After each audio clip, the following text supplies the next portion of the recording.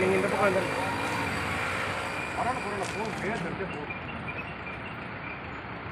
தோழர்களே, கடந்த 3/10/2023 அன்று பேரார்கோட் நிர்வாகம் 68 தொழிலாளிகளை வேலை நீக்கம் செய்தது. இதனை ஆட்சேபித்து பல்வேறு போராட்டங்களை தொழிலாளர்கள் ஒற்றுமையுடன் நடத்தி கொண்டிருக்கிறோம். தொழிலாளர் உதவி ஆணையாளர்கள் முன்பு இணை இயக்குனர், தொழிலக பாதுகாப்பு மற்றும் சுகாதாரத்துறை அதிகாரி முன்பு 6 சங்க நிர்வாகிகளை, நிரந்தர தொழிலாளிகளை மீண்டும் வேலைக்கு எடுத்துக் கொள்வதாக நிர்வாகம் கேட்டுக்கொண்டது. அந்த அதிகாரிகள் 6 தொழிலாளர்களை முதற்கட்டமாக வேலைக்கு எடுத்துக் கொள்ளுகிறார்கள். எனவே நீங்கள் ஜேடியிடம் நிர்வாகத்தின் மீது புகார்கள் கொடுக்க வேண்டாம் என நிர்வாகம் கோரிக்கை வைத்தது. அதை தொழிற்சங்கம் ஏற்றுக்கொண்டு கடந்த 2 மாதங்களாக எம்டி அவர்களிடம் சங்க நிர்வாகிகளை அழைத்து பேசுகிறேன் என்று HR மேனேஜர் அவர்கள் தேசிய முன்பு உறுதியளித்தார். ஆனால் அதையும் மீறி இன்று வரை எந்த பேச்சுவார்த்தையும் நடக்காத காரணத்தினால் 68 தொழிலாளர்கள் 5 கோடிக்கு மேலாக சம்பளம் இழந்திருக்கிறார்கள். இதற்கு பொறுப்பேற்க வேண்டியது நிர்வாக இயக்குனர் மதிப்பிற்குரிய நவீன் பங்கா அவர்கள்தான். இதற்கு பொறுப்பேற்க வேண்டும். HR மேனேஜர் அவர்கள் பேச்சுவார்த்தைக்கு வரும்போதெல்லாம் எம்டி நான் எந்த அளவுக்கு அறிவுரை சொன்னாலும் எம்டி கேட்க மறுக்கிறார். எனவே எம்டி கேட்க மறுக்கிற போது என்னால் ஒன்றும் செய்ய முடியாது என்று உண்மைக்கு புறம்பாக பேசுகிறார். எனவே HR மேனேஜருடைய தில்லு முள்ளு செயல்களை அம்பலப்படுத்தியும் எம்டி அவர்களின் பழிவாங்கும் போக்கை நிறுத்த கோரியும் 68 தொழிலாளர்களை உடனடியாக வேலைக்கு எடுக்க வேண்டும் என்று ஜேடி அவர்களிடம் 5/11/2025 அன்று மீண்டும் மனு கொடுத்திருக்கிறோம். காரணம் 68 தொழிலாளர்களை வேலையில இருந்து எடுத்துவிட்டு அந்த காலி பணியிடங்களில் 250க்கும் மேற்பட்ட ஒப்பந்த தொழிலாளர்களை தொடர் பணிகளில் நேரடி உற்பத்தியில் ஈடுபடுத்துவது சட்டவிரோதம். எனவே ஒப்பந்தங்களை ரத்து செய்ய வேண்டும் என்று மனு கொடுத்திருக்கிறோம். தொழிற்சங்கம் சட்டப்படி செயல்படுகிறது. ஆனால் நிர்வாகம் அத்துமீறுகிறது, தவறாக வழிநடத்துகிறது, தொழிலாளிகளை பழிவாங்குகிறது. ஒரு சங்கம், பெரும்பான்மையான சங்கம், 108 உறுப்பினர்களை கொண்ட சங்கம். நாங்கள் ACL முன்பு பொது கோரிக்கைகள் சம்பந்தமாக மனு கொடுத்து பேச்சுவார்த்தை நடந்து கொண்டிருக்கின்றன.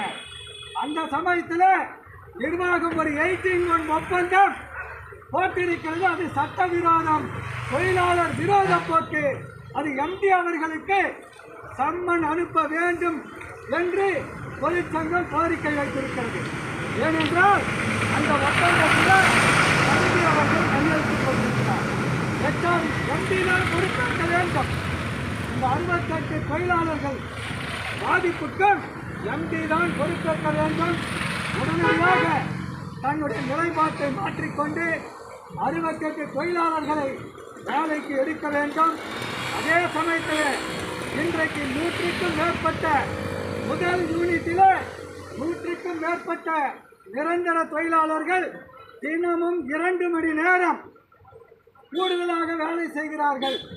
அவர்களுக்கு ஒவ்வொரு தொழிலாளிக்கும் 500 ரூபாய் ஓட்டி டபுள் கொடுக்க வேண்டும். அந்த சங்கம் எதுவாக இருந்தாலும் அந்த ஆபீஸ் ஸ்டாஃப் என்று சொல்லக்கூடிய அந்த ஊழியர்கள் ஒரு நாளைக்கு 2 மணி நேரம் கூடுதலாக வேலை செய்வதால் அவர்களுக்கு ஒரு நாளைக்கு 15,000 ரூபாய் ஓவர் டைம் டபுள் வேஜஸ் கொடுக்க வேண்டும். ஒப்பந்த தொழிலாளர்களுக்கு ஒரு நாளைக்கு 250 வீதம் கிட்டத்தட்ட 30,000 ரூபாய் டபுள் கொடுக்க வேண்டும். இதெல்லாம் நிர்வாகம் மீறுவதால் நாங்கள் இன்று புகார் மனுவை ஜேடி அவர்களுக்கு கொடுத்திருக்கிறோம். எனவே நிர்வாகம் தொடர்ந்து சட்டத்தை மீறுகிறது. இன்று கோழியர் மாதம்மாள் அவர்களுடைய மகன் இந்த தொழிற்சாலையில் வேலை செய்தார். அவரை பழிவாங்கும் நோக்கோடு வெளியேற்றினீர்கள். அந்த ஊழியர் வேலை கம்பெனிக்கு போனால் இந்த HR மேனேஜர் போன் போட்டு சொல்லி எந்த கம்பெனிக்கு போனாலும் 3 மாதத்திற்குள் அந்த ஊழியரை வெளியேற்றுகிறார்கள். இது போன்ற நடவடிக்கை இறங்கினால் HR மேனேஜரை தொழிலாளி வர்க்கம் தனிப்பட்ட முறையில் சந்திக்கும் என்பதை இந்த நேரத்திலே எச்சரிக்க விரும்புகிறோம். அதே நேரத்தில் இங்கே தொழிற்சங்கத்தினுடைய கொடிக்கம்பம் நடப்பட்டிருந்தது. அறிவிப்பு பலகை இங்கே நடப்பட்டிருந்தது. அந்த தொழிற்சங்க கொடிக்கம்பத்தையும் அறிவிப்பு பலகையையும் HR மேனேஜர் கிருஷ்ணன் அவர்களும் உதவி உற்பத்தி மேலாளர் பிரபு அவர்களும் உதவி HR மேனேஜர் குரு சுந்தரம் அவர்களும் கூட்டு சேர்ந்து சதி செய்து கொடிக்கம்பத்தை பிடுங்கிவிட்டார்கள். நாங்கள் தேடினோம். தகவல் தெரிந்தது. HR மேனேஜரிடம் கேட்டபோது இங்கே எலிவேஷன் வேலை நடந்து கொண்டிருக்கிறது. அது முடிந்த பிறகு தொழிற்சங்க கம்பத்தையும் அறிவிப்பு பலகையையும் அங்கே நட்டு விடுகிறோம் என்று சொன்னார். 6 மாதங்கள் ஆகிறது. தொழிற்சங்க கொடிக்கம்பத்தை இங்கே நடவில்லை என்றால் இன்னும் 1 வாரம் HR மேனேஜருக்கு நாங்கள் அவகாசம் கொடுக்கிறோம். HR மேனேஜருக்கு அவகாசம் கொடுக்கிறோம். அதுக்குள்ள இந்த தொழிற்சங்க கொடிக்கம்பத்தை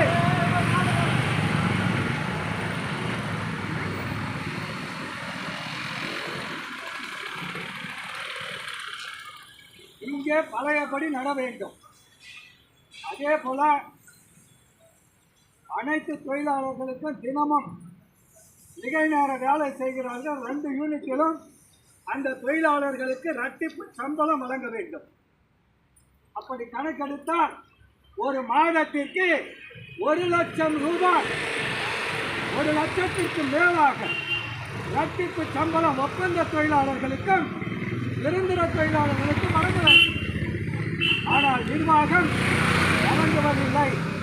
இந்த கோரிக்கையை ஏன் தொழிற்சங்கம் இப்போது கேட்கிறோம் என்றால், HR மேனேஜர் அவர்கள் நாங்கள் சட்டப்படி வேலை நீக்கம் செய்துவிட்டோம் என்று நீங்கள் அடிக்கடி சொல்லி வருவதால் நாங்களும் சட்டப்படி நீங்களும் நடந்து கொள்ளுங்கள்.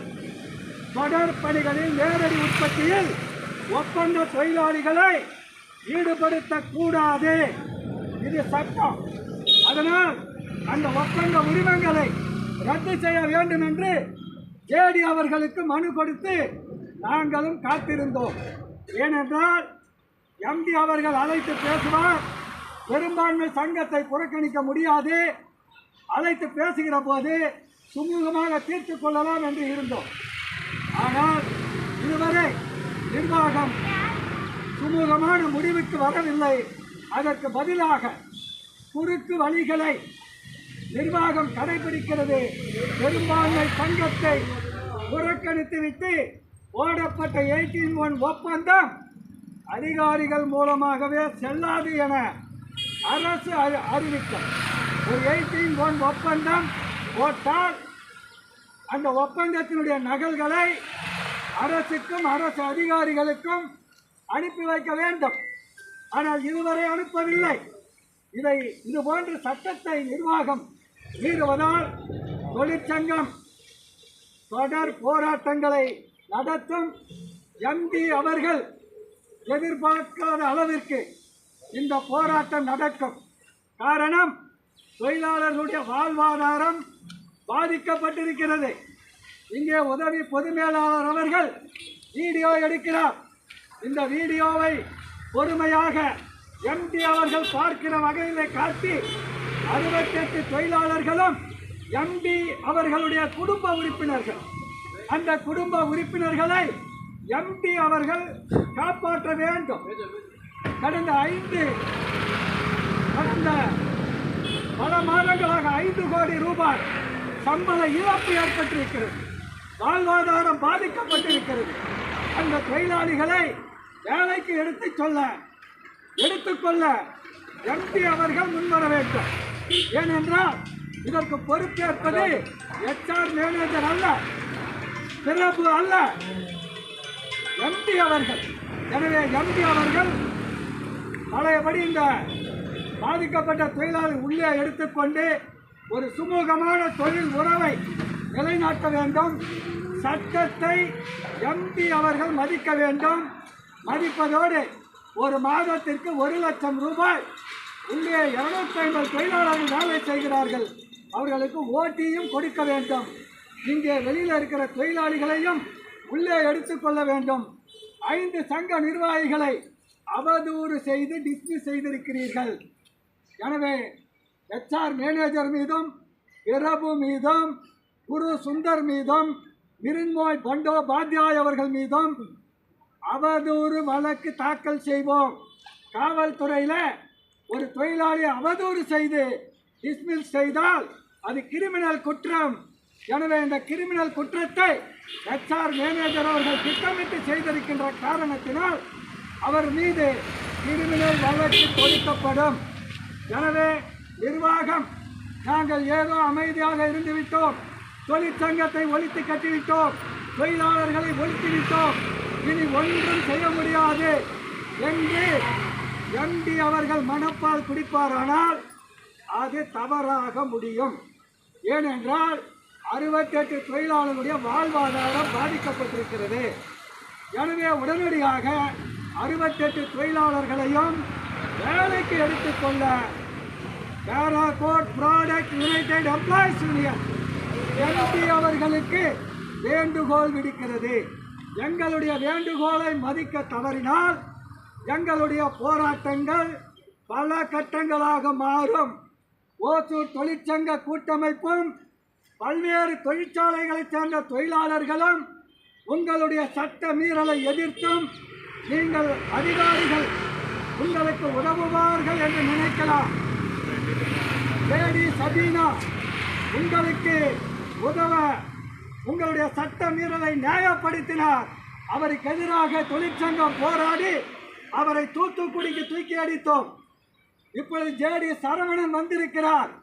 அவர் இந்த பிரச்சனையை முடிக்கவில்லை என்றால் அவருக்கு எதிராக போராடுவோம். காரணம், இங்கே CCTV கேமரா இருக்கிறது. ஒப்பந்த தொழிலாளர்கள் பிரஸ் ஆபரேட்டர்களாக வேலை செய்கிறார்கள். அப்படி வேலை செய்தால் நிரந்தர தொழிலாளிகளுக்குள்ள சம்பளம் வழங்கப்பட வேண்டும். இதெல்லாம் சட்டம். சட்டத்தை பற்றி பேசுகிற HR மேனேஜர் அவர்களே, வேலை நீக்கம் செய்வது மட்டும் சட்டமாகாது. சட்டத்தை உள்ளே சரியாக நீங்கள் கடைபிடிக்கவில்லை. அதனால்தான் எங்களுடைய போராட்டம் தொடரும் என்பதை இந்த நேரத்திலே இந்த வாயிற் கூட்டத்தின் மூலமாக எம்பி அவர்களின் கவனத்திற்கு கொண்டு வந்து இந்த வாயிற் கூட்டத்தை நிறைவு செய்கிறேன்.